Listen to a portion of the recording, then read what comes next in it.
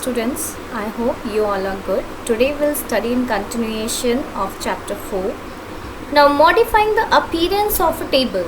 If we have to change the appearance of the table, what we have to do? We can modify the appearance of the table by adding the grid lines. See, in previous slide you can see there is no border over here. Okay, the data looks structured. It looks structured, but the border is not shown, you can see. So here we can modify the appearance. We can show the grid lines, we can show borders, we can give background color, we can put background image, etc. Okay, so HTML also provides tags and attributes to control the placement and size of the table. Okay, we can change its position, we can set its position, and we can also change size of the table. So how to add table border? We have to use border attribute. Which attribute we have to use? Border.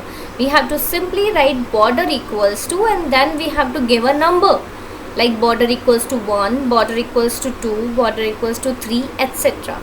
Okay, so by default there will be no border. Okay, it displays the table, the browsers displays the table without table borders. Okay, there is no border in the beginning, and then after that the table border can be added using the border attribute. Okay, for border equals to we have to give some value, and value will always be in a number. Got it? 1 pixel, 2 pixel, etc. So here you can see without any border, the table containing 2 rows and with 1 pixel border. This is the table containing 5 pixel border. This is the table containing 10 pixel border. Okay, so we have to simply mention 1, 2, 3, etc. Now adding a 5 pixel border, I have prepared a table here. So table border equals to 5, where we have to write in the table tag. Okay, where we have to write the attribute in the opening tag, in the opening table tag. Okay, so this is opening table tag, and here with space we have to write border equals to 5. Okay, then after that caption is already there and the heading is mentioned, and all other rows you can insert. Okay, so here you can see the race result caption at the top, then border equals to 5 is mentioned, you can see, and then after that th, there are 4 th, so it is mentioned, that means 4 columns. Okay, according to that you have to enter second row, and then you have to enter 4 tds and data inside it, then third row, then 4 tds and the data respectively inside it. So only the outside border is affected by the border attribute, the internal grid lines are not affected. Got it? If we are changing the border size, then only the outside of the border, okay, outer border will be width will be increased or decreased. Okay, not the inside grid lines. Now controlling cell spacing. The cell spacing attribute controls the amount of space inserted between table cells. Got it? Cell spacing means space between cells. So here the syntax for specifying the cell space is, see, this is also attribute of table tag. So cell space, and then we have to mention some value in numbers. Got it? So cell spacing 2, 10, 20, 30. According to your requirement you can put the space. Okay, so here cell spacing refers to the space between the cells. What is the definition of cell spacing? Cell spacing is the attribute of table tag, and it refers to the space between the cells. Now the next is cell padding. Okay, so here in cell padding, if we have to control the space between the content and the cell border. Okay, example will come later on, I will explain you with the help of example also. So to control the space between, you can see the table structure that I have shown you, in that the data is very congested. So if we have to give the space between the content and the cell border, okay, that means there will be gap inside the cell.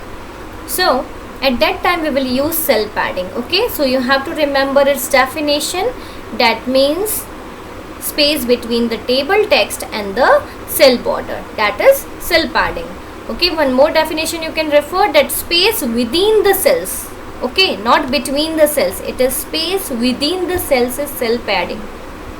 So the structure we have to mention here, table cell padding equals to some value in numbers. Cell padding equals to 5, 10, 20, 30, etc. So it will be considered in pixels.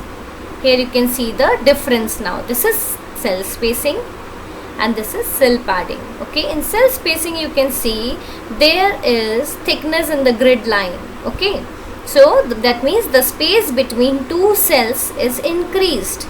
Okay, this is 10 pixels space between two cells, you can see. Now in cell padding I told you the space within the cell, space within the cell has increased. Okay, so this is 0 pixel, 1 pixel, 5 pixel and 10 pixels. Okay, you can see the space between the content and the border of the cell is increased. Okay, space between the content and the border of the cell, that is cell padding. So this is important, you have to remember cell spacing and cell padding. Now table frames and rules. So two additional table attributes were introduced in HTML 4.0. They are frames and rules. Okay, so with the frame and rule attribute we can control borders and grid lines. Okay, now in borders, like some of the grid lines if we have to show, some of the border if we have to show, or some we don't want to see, so according to that we can use frames and rules. So the frame attribute allows the user to determine which side of the table will have borders. Got it? Like table frame equals to type, and in type we have some values: above, below, edge side means horizontal side, V side means vertical sides, LHS means left hand side, RHS means right hand side, and void means nothing. Okay, so we will write frame equals to below. Okay, that means the bottom border will be visible. Okay, so here the definition you should remember, it allows us to determine which side of the table will have borders, only border, not the grid line. Okay, so for frames we will use border. Remember these values. Okay, above, below, edge side, V side, LHS, RHS and void. These are the values which have been explained again. So box means draws borders around all four sides. Okay, there will be border by default. So if you will not write box, then also it is not necessary. Now above, it draws only the top border. Below, only the bottom border will be visible. Edge side, only horizontal sides will be visible. LHS draws only the left hand side. RHS draws only the right hand side. V sides, both left and right borders will be visible. Okay, vertical sides. Now void, not draw borders on any of the four sides. So let's see the example. Here box means if you are not using this frame box, then also it will not affect the table, because by default if you will mention the table border, it will be displayed.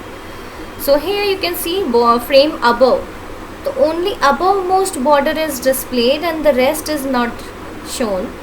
Then frame below, only the bottom-most border is displayed. Edge side means horizontal sides, you can see all horizontal borders are displayed. LHS means only left side, this one, so there are no cells here, so left side borders are not displayed. Then frame RHS, then RHS means right hand side of the cells, right hand side of the cell, this one and this one. Now V side means vertical, all vertical borders will be displayed, you can see all vertical. Now frame void means no border, but grid lines will be displayed. Now creating frames and rules continued. So here we will discuss about rules now. So rules means if we have to show some part of the grid line, or we don't have to show any grid line, or if we have to show the grid line, then we will use rules. Okay, so rules, here it is mentioned 4 values. All means will be displayed, all grid lines will be displayed. Rows means only rows grid lines will be displayed. calls means vertically the grid lines will be displayed, columns, okay, and none means no grid lines. So if we write table rules all, then all grid lines. Table rules rows means only rows will be displayed, that means horizontal grid lines. Then rules calls means only vertical grid lines will be shown, and rules none means no grid lines.